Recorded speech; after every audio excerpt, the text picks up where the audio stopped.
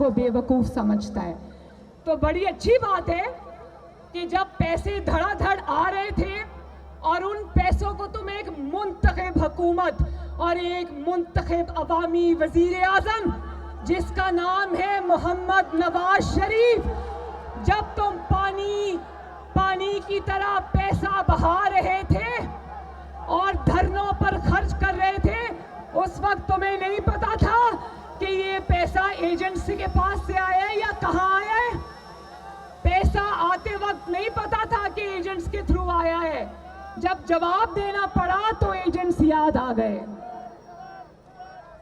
और 7 साल बाद याद आया जब अवाम ने जवाब मांगा, जब दबाव पड़ा तो 7 साल बाद याद आया कि पैसे तो मेरे एजेंट्स को पता है, मुझे पता नहीं है।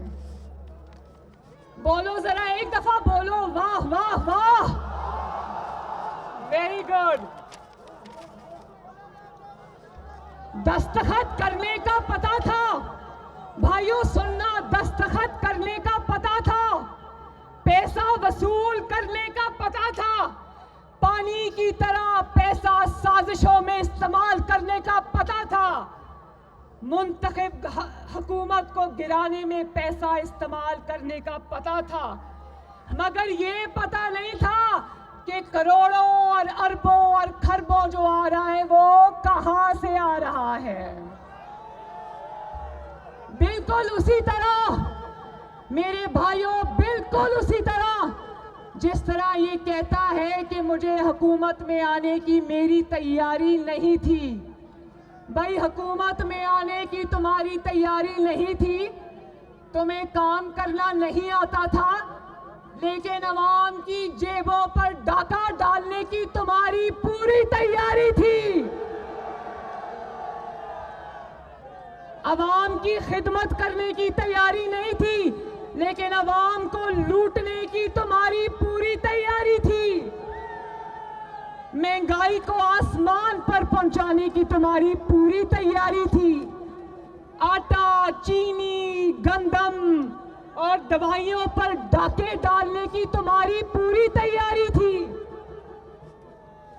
अगर ये सब तुम्हारे एजेंट्स ने किया है, इस्लामाबाद और पिंडी के भाइयों और बहनों, अगर ये सब तुम्हारे एजेंट्स ने किया है तो जरा ये भी बता दो ईसीपी के सामने कि 2018 के इलेक्शंस में तुम्हारे बैलेट बॉक्सेस में वोट किस एजेंट ने डाले थे।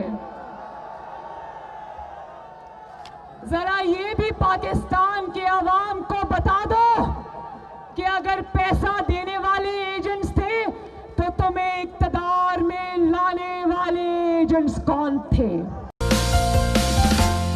ओ मड़ा सब्सक्राइब डीपी चैनल।